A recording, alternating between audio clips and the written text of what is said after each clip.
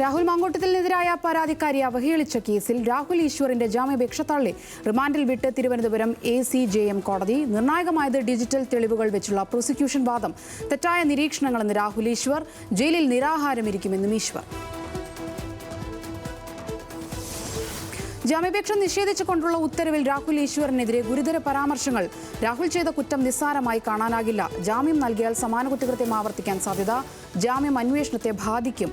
രാഹുലിനെതിരായ കുറ്റം പ്രഥമ ദൃഷ്ട്യാ നിലനിൽക്കുമെന്നും additional CJM കോടതി. അതിജീവിതയുടെ വ്യക്തിവിവരങ്ങൾ വെളിപ്പെടുത്തിയ കേസിൽ മുൻകൂർ ജാമ്യം തേടി സന്ദീപ് വാര്യർ. തിരുവനന്തപുരം പ്രിൻസിപ്പൽ സെഷൻസ് കോടതിയിൽ ജാമ്യാപേക്ഷ. അതിജീവിതയെ അപമാനിച്ചിട്ടില്ലെന്ന വാദം. വിവാഹ സമയത്തെ ആശംസാ പോസ്റ്റ് ചിലർ കുത്തിപ്പൊക്കിയതെന്നും സന്ദീപ് വാര്യർ.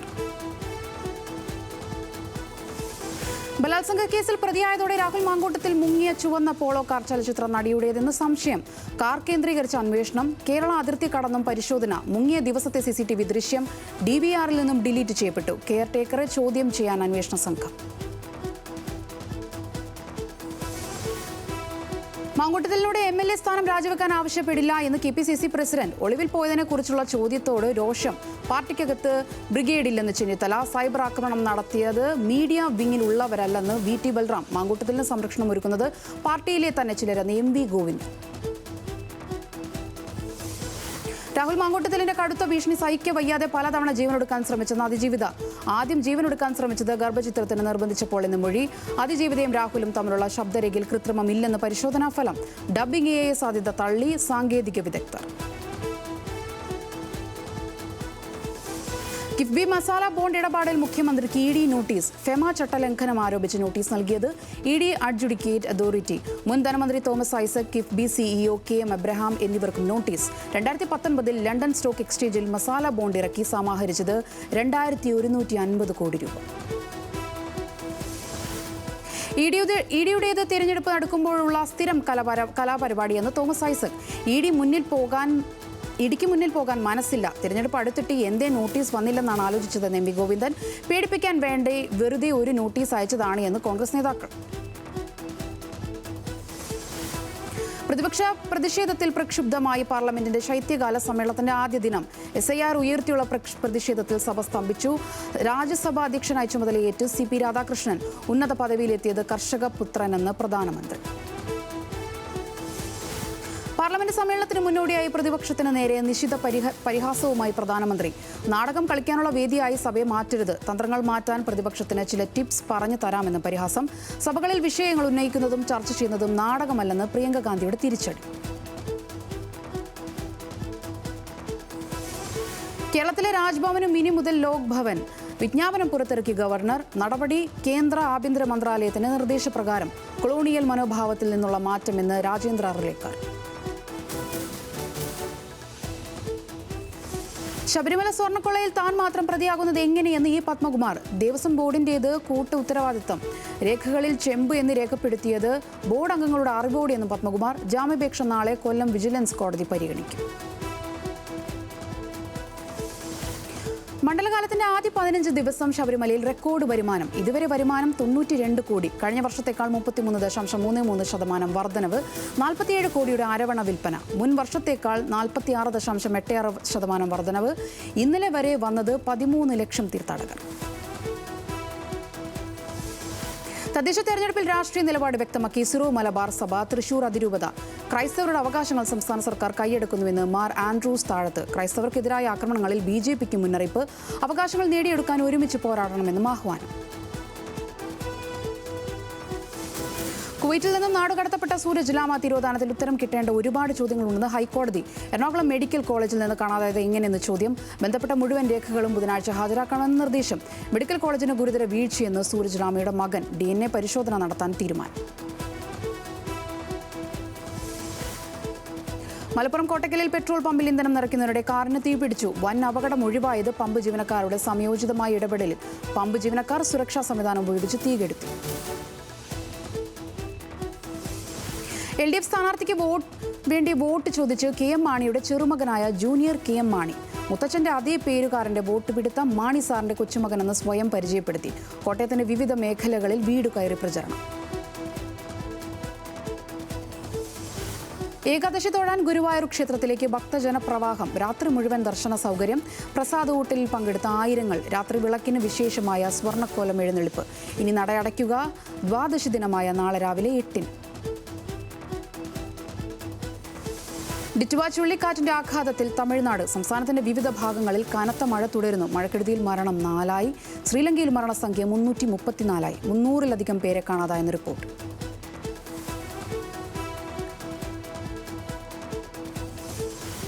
ലോക എയ്ഡ്സ് ദിനാചരണത്തിന്റെ ഭാഗമായി കണ്ണൂർ ഗവൺമെന്റ് മെഡിക്കൽ കോളേജിൽ എയ്ഡ്സ് ദിനാചരണവും ബോധവൽക്കരണവും നടന്നു. മെഡിക്കൽ കോളേജിലെ കമ്മ്യൂണിറ്റി മെഡിസിൻ വിഭാഗത്തിന്റെ ആഭിമുഖ്യത്തിലായിരുന്നു പരിപാടി. Medical college principal doctor Sairu Philip ഉദ്ഘാടനം ചെയ്തു. ലോക എയ്ഡ്സ് ദിനാചരണത്തിന്റെ കോട്ടയം ജില്ലാതല ഉദ്ഘാടനവും ബോധവൽക്കരണ റാലിയും പാലയിൽ നടത്തി. Saint Thomas college of teacher education ഓഡിറ്റോറിയത്തിൽ നടന്ന പരിപാടി പാല ഡിവൈഎസ്പി കെ സദൻ ഉദ്ഘാടനം ചെയ്തു.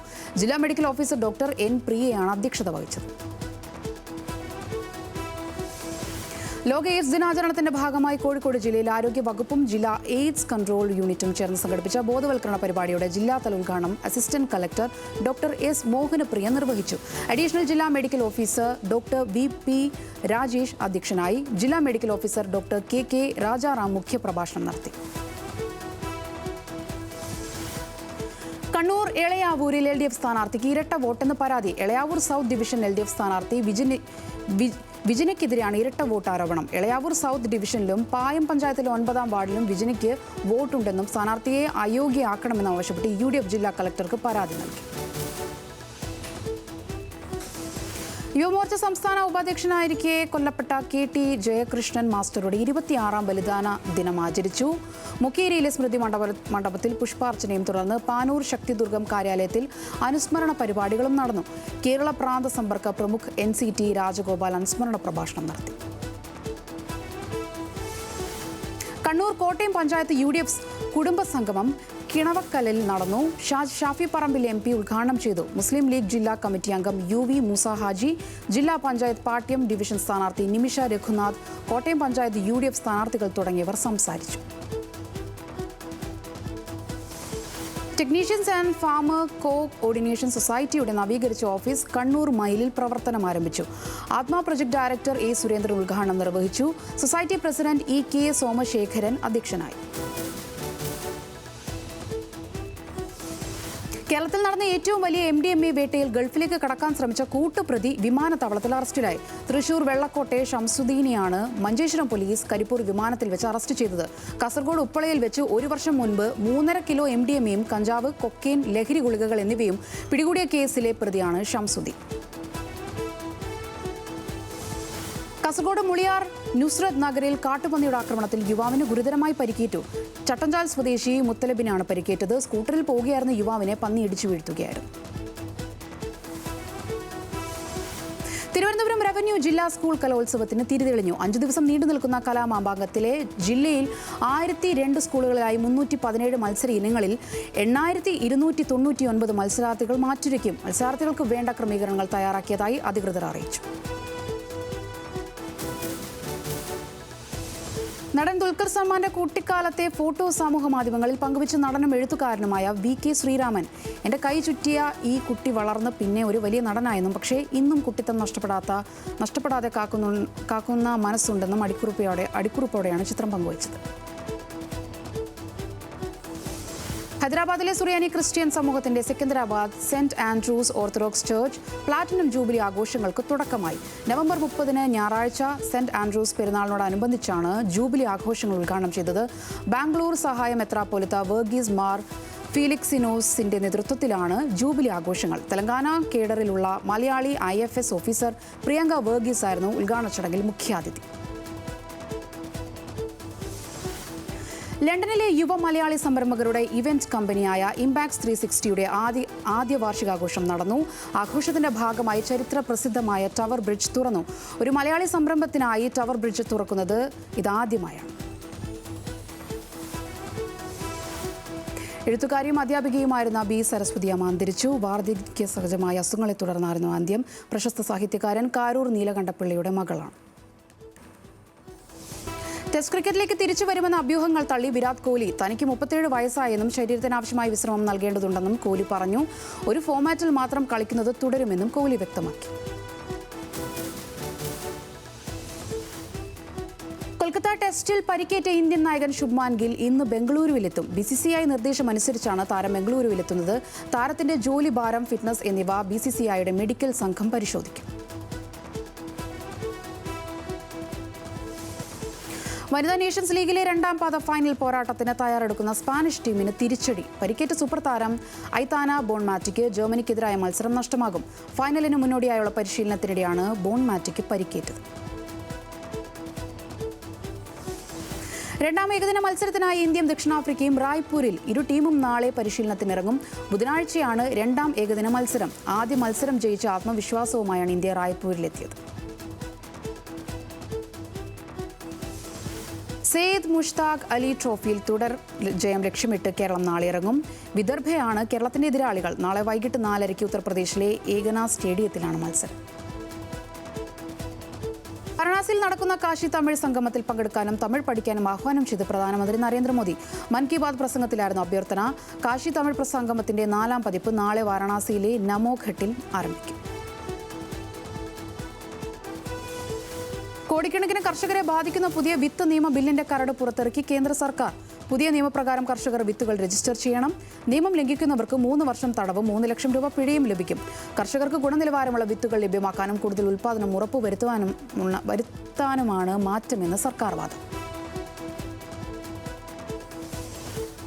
മൻ കി ബാത്തിൽ മാന്നാറിനെക്കുറിച്ചും മാഹിയെക്കുറിച്ചും പരാമർശിച്ച് പ്രധാനമന്ത്രി. ഐനസ് മാഹി നാവികസേനയിൽ ഉൾപ്പെടുത്തിയതിനെക്കുറിച്ച് പറയവെയാണ് മോദി സ്ഥലം പരാമർശിച്ചത്. സമ്പന്നമായ ചരിത്ര പൈതൃകമുള്ള മാഹിയുടെ പേരിലാണ് കപ്പലിനിട്ടതെന്നും അതിന് ചിഹ്നത്തിന് കളരിപ്പയറ്റിലെ ഉറുമിയുമായി സാമ്യമുണ്ടെന്നും മോദി പറഞ്ഞു. ആലപ്പുഴയിലെ മാന്നാറിൽ നിന്നുള്ള പിച്ചള ഉരുളിയാണ് ഓസ്ട്രേലിയൻ പ്രധാനമന്ത്രിക്ക് സമ്മാനിച്ചതെന്നും പ്രധാനമന്ത്രി പറഞ്ഞു. അമിത ജോലിഭാരം താങ്ങാനാവാതെ UPയിൽ ജീവനൊടുക്കിയ BLOയുടെ നടുക്കുന്ന വീഡിയോ പുറത്ത്. രാപ്പകൽ അധ്വാനിച്ചിട്ടും ജോലികൾ പൂർത്തിയാക്കാൻ കഴിയുന്നില്ലെന്ന് മരിക്കുന്നതിന് തൊട്ടു മുൻപ് സർവേഷ് സിംഗ്. ഉറക്കം 3 മണിക്കൂർ മാത്രം. സർവേഷിനെ വീട്ടിൽ തൂങ്ങിയ നിലയിൽ കണ്ടെത്തിയത് കഴിഞ്ഞ ദിവസം. മുംബൈയിൽ വായുഗുണ നിലവാര സൂചിക അതീവ ഗുരുതര വിഭാഗത്തിൽ. ഗ്രേഡഡ് റെസ്പോൺസ് ആക്ഷൻ പ്ലാൻ 4 പ്രകാരമുള്ള കടുത്ത നിയന്ത്രണങ്ങൾ നടപ്പിലാക്കി സർക്കാർ. പ്രദേശവാസികളിൽ ആരോഗ്യ പ്രശ്നങ്ങൾ വർദ്ധിച്ചു വരുന്നതായി റിപ്പോർട്ട്. സുപ്രീം കോടതിയിൽ ഫയൽ ചെയ്യുന്ന ജാമ്യ ഹർജികളിൽ തീരുമാനം അടിയന്തരമായി ഉണ്ടാകുന്നതിന് പുതിയ മാർഗരേഖ പുറത്തിറക്കി. ചീഫ് ജസ്റ്റിസ് സൂര്യകാന്തിന്റെ നിർദ്ദേശത്തെ തുടർന്നാണ് സുപ്രീം കോടതി രജിസ്ട്രി പുതിയ മാർഗരേഖ പുറത്തിറക്കിയത്. ഇനി മുതൽ ജാമ്യ ഹർജികൾ ഫയൽ ചെയ്താൽ ഉടൻ തന്നെ നോഡൽ ഓഫീസർമാർക്ക് അതിന്റെ പകർപ്പ് കൈമാറണമെന്ന് മാർഗരേഖയിൽ നിർദ്ദേശം. ഓപ്പറേഷൻ സിന്ദൂറിന് ശേഷം പാകിസ്ഥാനിൽ നിന്നുള്ള ഡ്രോണുകൾ ഉപയോഗിച്ച് ആയുധങ്ങൾ വർഷിക്കുന്നത് വർദ്ധിച്ചെന്ന് BSF പഞ്ചാബ് ഫ്രോണ്ടിയർ ഇൻസ്പെക്ടർ പറഞ്ഞു. ഇത്തരത്തിൽ വിതരണം ചെയ്ത വലിയ അളവിലുള്ള ആയുധങ്ങളും വെടിക്കോപ്പുകളും സേന കണ്ടെത്തിയിട്ടുണ്ടെന്നും അദ്ദേഹം പറഞ്ഞു. BSFന്റെ 61ാം സ്ഥാപക ദിനത്തിന് മുന്നോടിയായി നടന്ന മാധ്യമ സമ്മേളനത്തിനാണ് വിവരങ്ങൾ പങ്കുവച്ചത്. ലിംഗമാറ്റ ശസ്ത്രക്രിയയ്ക്ക് വിധേയനായ പുരുഷ നഴ്സിന് വനിതാ നഴ്സായി നിയമനം നൽകാൻ മദ്രാസ് ഹൈക്കോടതി തമിഴ്നാട് സർക്കാരിനോട് ആവശ്യപ്പെട്ടു. ജോലി നിഷേധിക്കപ്പെട്ട കാലത്തെ ശമ്പള കുടിശ്ശിക നൽകാനും കോടതി നിർദ്ദേശിച്ചു. കടലൂർ സെൻട്രൽ ജയിലിൽ പുരുഷ നഴ്സിംഗ് അസിസ്റ്റന്റ് ആയിരുന്ന C മണിയുടെ ഹർജിയിലാണ് ഉത്തരവ്. വോട്ടറാകാനുള്ള ഒരാളുടെ യോഗ്യത ഉറപ്പാക്കാനായി പൗരത്വം പരിശോധിക്കാൻ തങ്ങൾക്ക് നിയമപരമായ അധികാരമുണ്ടെന്ന് കേന്ദ്ര തെരഞ്ഞെടുപ്പ് കമ്മീഷൻ. പൗരത്വം ഉൾപ്പെടെ പരിശോധിക്കാൻ 1950-ലെ ജനപ്രാതിനിധ്യ നിയമം അധികാരം നൽകുന്നുവെന്നും കമ്മീഷൻ വ്യക്തമാക്കി. സുപ്രീം കോടതിയിൽ ഫയൽ ചെയ്ത സത്യവാങ്മൂലത്തിലാണ് കമ്മീഷൻ ഇക്കാര്യം വ്യക്തമാക്കിയത്. ഹരിയാനയിൽ വിവാഹ ചടങ്ങിനിടെ മോശമായി പെരുമാറിയവരെ ചോദ്യം ചെയ്ത പാരാ അത്ലറ്റിനെ മർദ്ദിച്ചു കൊന്നു. രോഹിത് ധൻകറാണ് കൊല്ലപ്പെട്ടത്. സംഘം ചേർന്നെത്തിയവർ ഇരുമ്പും പൈപ്പും ഹോക്കി സ്റ്റിക്കും ഉപയോഗിച്ച് രോഹിത്തിനെ ആക്രമിക്കുകയായിരുന്നു. 6 സമുദായങ്ങളെ കൂടി പട്ടികവർഗ പട്ടികയിൽ ഉൾപ്പെടുത്തുന്നതിനെതിരെ അസമിൽ വൻ സംഘർഷം. BJP സർക്കാർ നിലവിൽ പട്ടികയിലുള്ളവരുടെ അവകാശം കവരുന്നുവെന്ന് പ്രക്ഷോഭകർ. തെരുവിലിറങ്ങിയത് ആയിരങ്ങൾ. പലയിടത്തും പ്രതിഷേധം അക്രമാസക്തം. ദുരഭിമാന കൊലക്കേരിയായ യുവാവിന്റെ മൃതദേഹത്തെ വിവാഹം കഴിച്ച യുവതി. സംഭവം മഹാരാഷ്ട്രയിൽ. യുവാവിനെ കൊന്നത് താഴ്ന്ന ജാതിക്കാരനെന്ന് ആരോപിച്ച് ജാതിപ്പകയ്ക്ക് തകർക്കാനാവാത്ത പ്രണയത്തിന്റെ പ്രതീകമായി യുവതി. ഗോവ അന്താരാഷ്ട്ര ചലച്ചിത്രമേള സമാപന ചടങ്ങിൽ രൺവീർ സിംഗിന്റെ പെരുമാറ്റത്തിനെതിരെ വൻ വിമർശനം. ഋഷഭ് ഷെട്ടിയെ കണ്ടപ്പോഴുള്ള ഭാവപ്രകടനത്തിനെതിരെ സൈബർ ലോകം. അനൗചിത്യത്തോടെയുള്ള പെരുമാറ്റമെന്ന് നെറ്റിസൺസ്. പാപ്പരാസികളോട് സന്ധിയില്ലെന്ന് എംപിയും നടിയുമായ ജയ ബച്ചൻ. ഫോണുണ്ടെങ്കിൽ എല്ലാ അധികാരവും ഉണ്ടെന്ന വിചാരം ബോധക്കുറവ്. മുഖ്യധാരാ മാധ്യമങ്ങളോട് ബഹുമാനം മാത്രമെന്നും ജയ ബച്ചൻ. അമ്മ ശ്രീദേവിയുടെ മരണശേഷം നേരിട്ട ദുരനുഭവങ്ങളെക്കുറിച്ച് തുറന്നടിച്ച് നടി ജാൻവി കപൂർ. അമ്മയുടെ മരണശേഷം ആ വിഷയം സോഷ്യൽ മീഡിയയിൽ മീമായി മാറിയത് തന്നെ വല്ലാതെ വേദനിപ്പിച്ചെന്നും ഒരു മകൾ എന്ന നിലയിൽ ഇത് തന്നെ ഞെട്ടിച്ചുവെന്നും ജാൻവി ഒരു അഭിമുഖത്തിൽ പറഞ്ഞു. നടനും തമിഴക വെற்றிക്കഴകം നേതാവുമായ വിജയ് തന്റെ രാഷ്ട്രീയ ശത്രുവല്ലെന്ന് കമൽഹാസൻ. രാഷ്ട്രീയത്തിലെ തന്റെ പോരാട്ടം വ്യക്തികൾക്കോ വിജയുടെ TVK പോലുള്ള പാർട്ടികൾക്കോ എതിരല്ല. തന്നെ നേരിട്ടുള്ള ശത്രുത ജാതീയതയാണെന്നും കമൽഹാസൻ പറഞ്ഞു. മുൻ IPL മേധാവി ലളിത് മോദിയുടെ 63ാം ജന്മദിനാഘോഷത്തിന്റെ ചിത്രങ്ങൾ സമൂഹ മാധ്യമങ്ങളിൽ വൈറൽ. ലണ്ടനിലെ മെയ്ഫയറിലെ പ്രശസ്തമായ മെഡോക്സ് ക്ലബ്ബിലാണ് ആഘോഷം നടന്നത്. പാർട്ടിയിൽ വിജയ് മല്യയും RCB താരം ക്രിസ് ഗെയിൽ ഉൾപ്പെടെയുള്ളവരും പങ്കെടുത്തു. വംശനാശം സംഭവിച്ചതായി കരുതപ്പെടുന്ന ഹിമാലയൻ കസ്തൂരിമാൻ 55 വർഷത്തിന് ശേഷം ബംഗാളിൽ കണ്ടെത്തി. 1955 ശേഷം ആദ്യമായാണ് ഹിമാലയൻ കസ്തൂരിമാന്റെ സാന്നിധ്യം സ്ഥിരീകരിച്ചത്. കലിംപോങ് ജില്ലയിലെ ന്യൂറവാലി നാഷണൽ പാർക്കിൽ കഴിഞ്ഞ വർഷം എടുത്ത ചിത്രത്തിലാണ് കസ്തൂരിമാൻ പതിഞ്ഞത്. റഷ്യയുമായുള്ള യുദ്ധം അവസാനിപ്പിക്കുന്നതിന്റെ ഭാഗമായി യുക്രൈൻ പ്രതിനിധി സംഘവുമായി നടത്തിയ ചർച്ച ഫലപ്രദമെന്ന് US state secretary Marco Rubio. യുദ്ധം അവസാനിപ്പിക്കുന്നതിന് ഇനിയും ജോലി ബാക്കിയുണ്ടെന്നും അദ്ദേഹം പറഞ്ഞു. ഈ ആഴ്ച അവസാനം ട്രംപിന്റെ പ്രത്യേക പ്രതിനിധി സ്റ്റീവ് വിറ്റ്കോഫ് മോസ്കോയിലെത്തി റഷ്യൻ പ്രതിനിധികളുമായി ചർച്ച നടത്തും. അടുത്ത വർഷത്തെ G20 ഉച്ചകോടിയിൽ നിന്ന് ദക്ഷിണാഫ്രിക്കയെ ഒഴിവാക്കുമെന്ന് അമേരിക്കൻ പ്രസിഡന്റ് ഡൊണാൾഡ് ട്രംപിന്റെ മുന്നറിയിപ്പിനെതിരെ ദക്ഷിണാഫ്രിക്കൻ പ്രസിഡന്റ് സിറിൽ രാമഫോസ G20 ഉച്ചകോടിയിൽ നിന്ന് വിട്ടുനിൽക്കാനുള്ള അമേരിക്കയുടെ തീരുമാനത്തെ ഖേദകരമെന്നും രാമഫോസ വിശേഷിപ്പിച്ചു. ദക്ഷിണാഫ്രിക്കയ്ക്കെതിരെ ട്രംപ് ഉയർത്തിയ വംശീയ ആരോപണങ്ങൾക്കും ശക്തമായി എതിർത്തു. നേപ്പാളിന്റെ കറൻസി നോട്ടുകൾ ഇനി ചൈനീസ് സെക്യൂരിറ്റി പ്രസിൽ അച്ചടിക്കും. ഇത് സംബന്ധിച്ച കരാറിൽ നേപ്പാൾ രാഷ്ട്ര ബാങ്കും ചൈനീസ് സെക്യൂരിറ്റി പ്രസും ഒപ്പിട്ടു. നേപ്പാളിലെ 50, 100, 1000 എന്നീ നോട്ടുകൾ അച്ചടിക്കുന്നതിനാണ് China bank note printing and minting കോർപ്പറേഷനുമായി ധാരണയായത്.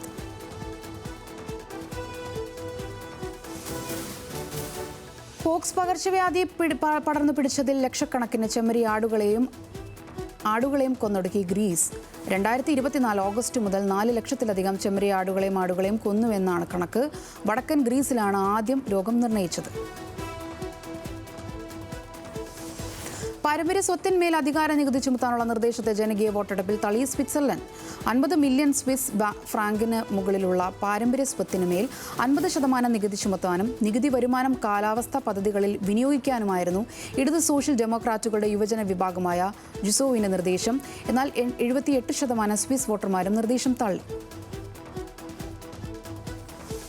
കഴിഞ്ഞ വർഷം നടന്ന സർക്കാർ വിരുദ്ധ പ്രക്ഷോഭങ്ങൾക്ക് നേരെ ജോർജിയൻ ഭരണകൂടം രാസായുധം പ്രയോഗിച്ചിരിക്കാമെന്ന് BBC കണ്ടെത്തൽ. 1-ാം ലോക യുദ്ധകാലത്തെ രാസായുധമാണ് പ്രക്ഷോഭകർക്ക് നേരെ പ്രയോഗിച്ചതെന്ന് റിപ്പോർട്ട്. യുദ്ധകാലത്ത് ഫ്രഞ്ച് സൈന്യം ജർമ്മനിക്കെതിരെ ഉപയോഗിച്ച ക്യാമൈറ്റ് എന്ന രാസായുധമാണ് ജോർജിയൻ റൈറ്റ് പോലീസ് ഉപയോഗിച്ചതെന്നാണ് കണ്ടെത്തൽ.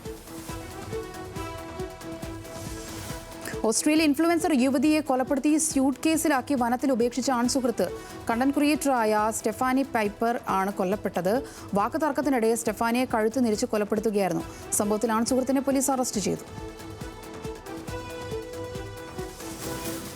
ജീവിത പങ്കാളി ഷിവോൺ സെലിസ് പാതി ഇന്ത്യനാണെന്ന് ഇലോൺ മസ്ക്. തന്റെ മകന്റെ പേരിനൊപ്പം ശേഖർ എന്നുണ്ട്.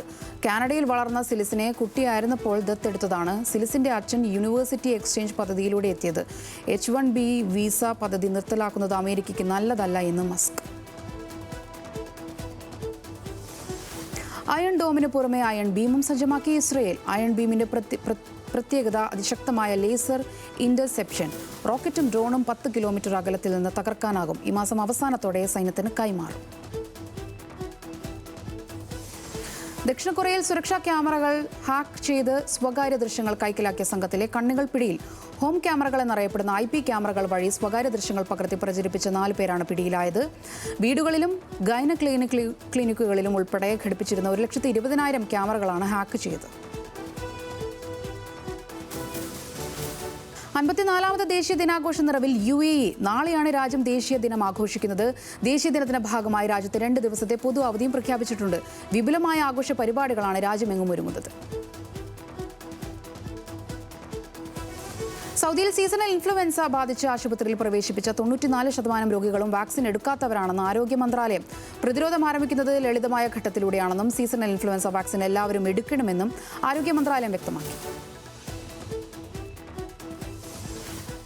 ഈ വർഷത്തെ റെഡ് സി അന്താരാഷ്ട്ര ചലച്ചിത്രമേള ഡിസംബർ 4 മുതൽ 13 വരെ ജിദ്ദ നഗരത്തിലെ ചരിത്ര പ്രസിദ്ധമായ ബലദിൽ നടക്കും. ലോക സിനിമയെ സൗദിയിലേക്ക് എത്തിക്കുന്നതിനും ഒപ്പം തദ്ദേശീയ പ്രതിഭകളെ ആഗോളതലത്തിൽ അവതരിപ്പിക്കുക എന്ന ലക്ഷ്യത്തോടെയാണ് മേള സംഘടിപ്പിക്കുന്നത്. സൗദിയിൽ മക്ക മേഖലയിൽ നിയമലംഘനങ്ങൾ നടത്തിയ 1300 വർക്ക്ഷോപ്പുകളും വെയർഹൌസുകളും അടച്ചുപൂട്ടി. മക്ക കറക്ട്സ് എന്ന തലക്കെട്ടിൽ മക്ക മുനിസിപ്പാലിറ്റി നടത്തിയ പരിശോധനാ ക്യാമ്പയിനിലാണ് നിയമലംഘനങ്ങൾ കണ്ടെത്തിയത്.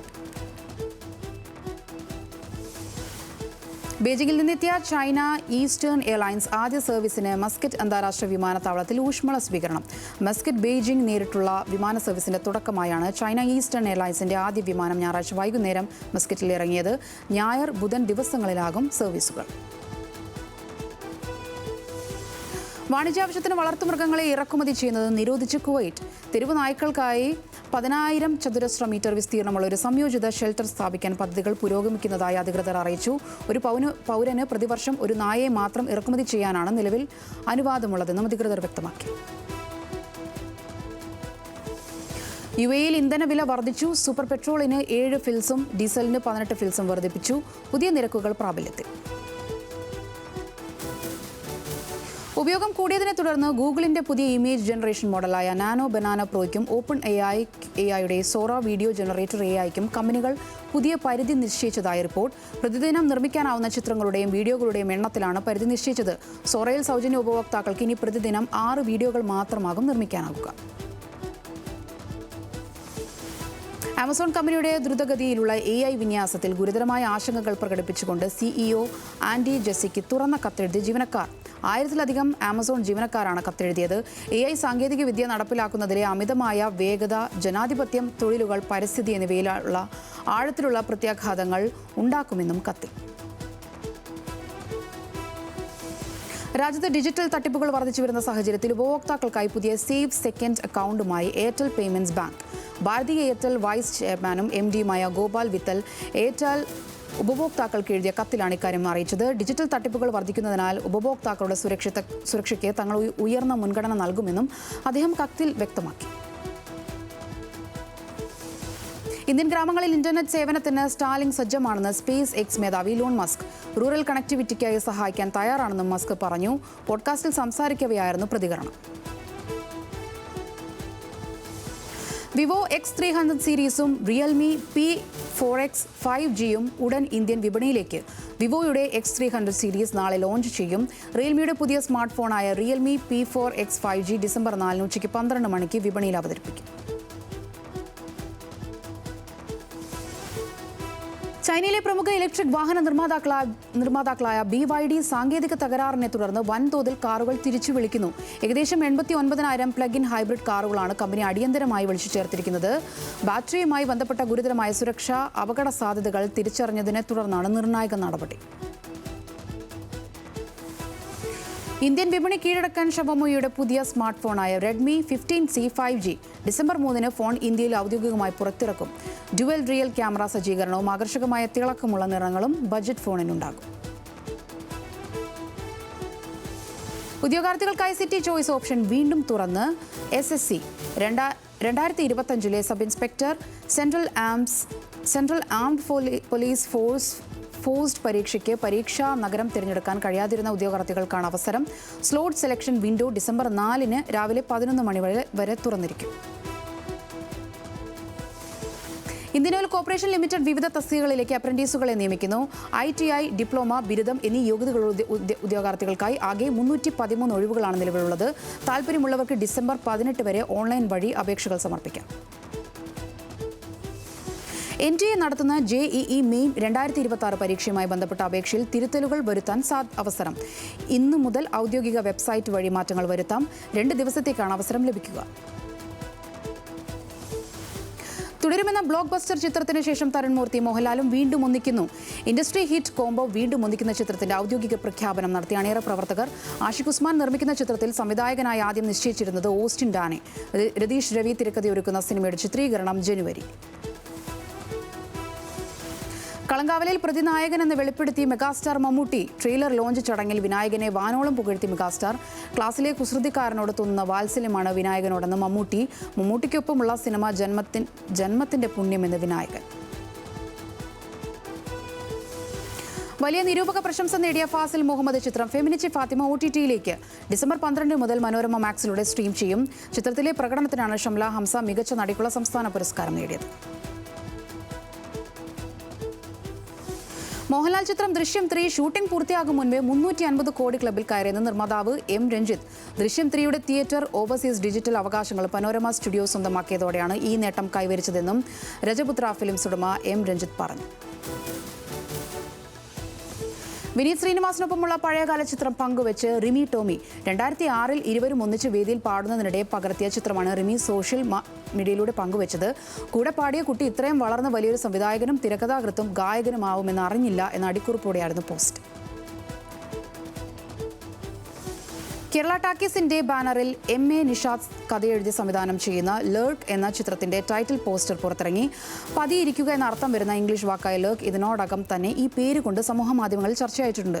ജുബിൻ ജേക്കബ് ആണ് തിരക്കഥ എഴുതിയിരിക്കുന്നത്. തമിഴിലെ പ്രശസ്ത സംവിധായകനും നടനുമായ പാർത്ഥിബനും മലയാളത്തിലെ 20ഓളം സംവിധായകരും ചേർന്ന് ടൈറ്റിൽ പോസ്റ്റർ സമൂഹമാധ്യമങ്ങളിലൂടെ പങ്കുവച്ചു. തെന്നിന്ത്യൻ സൂപ്പർ താരം സാമന്ത റൂത്ത് പ്രഭുവിന് മാംഗല്യം. വരൻ സംവിധായകനും നിർമ്മാതാവുമായ രാജ് നിതിമൂരു. കോയമ്പത്തൂർ ഇഷ യോഗ സെന്ററിലെ വിവാഹ ചടങ്ങിന്റെ ചിത്രങ്ങൾ പങ്കുവച്ച താരം. ഇരുവരും ഒന്നിച്ചത് ഏറെ കാലത്തെ പ്രണയത്തിന് ശേഷം. ജനങ്ങളുടെ പുഞ്ചിരിയാണ് ജീവിക്കാൻ പ്രേരിപ്പിക്കുന്നതെന്ന വൈകാരിക എക്സ്പോസ്റ്റുമായി ബിഗ് ബി അമിതാഭ് ബച്ചൻ. 4 പതിറ്റാണ്ടായി മുംബൈയിലെ തന്റെ വസതിയായ ജൽസക്ക് മുന്നിലെത്തുന്ന ആരാധകരെ അമിതാഭ് ബച്ചൻ കാണാറുണ്ട്. എന്നാൽ കഴിഞ്ഞ ദിവസങ്ങളിൽ അതിന് കഴിഞ്ഞിരുന്നില്ല. പിന്നാലെയാണ് നടന്റെ എക്സ്പോസ്റ്റ്. നിഖില വിമലും ഷൈൻ ടോമും പ്രധാന വേഷങ്ങളിലെത്തുന്ന ചിത്രം ധൂമകേതുവിന്റെ പോസ്റ്റർ പുറത്ത്. സുധി മാഡിസൺ ആണ് സംവിധായകൻ. ചിത്രത്തിൽ സജിൻ ഗോപു, സിദ്ധാർത്ഥ് ഭരതൻ, ഗണപതി എന്നിവരും അണിനിരക്കുന്നുണ്ട്. ഫസ്റ്റ് ആൻഡ് ഫ്യൂരിയസ് താരം പോൾ വാക്കറുടെ 12ാം ചരമവാർഷിക ദിനത്തിൽ വൈകാരിക കുറിപ്പുമായി വിൻ ഡീസൽ. പോൾ വാക്കറുടെ ചിത്രങ്ങൾ പങ്കുവച്ചുകൊണ്ട് 12 വർഷങ്ങൾ ഒരു ദിവസം പോലും നിന്നെ ഓർക്കാതിരുന്നിട്ടില്ല എന്ന് അദ്ദേഹം കുറിച്ചു. ഫസ്റ്റ് ആൻഡ് ഫ്യൂരിയസിലെ സഹതാരങ്ങളും പോളിന് ആദരാഞ്ജലികൾ അർപ്പിച്ചിട്ടുണ്ട്. 2013-ൽ ഒരു വാഹനാപകടത്തിലാണ് പോൾ വാക്കർ അന്തരിച്ചത്.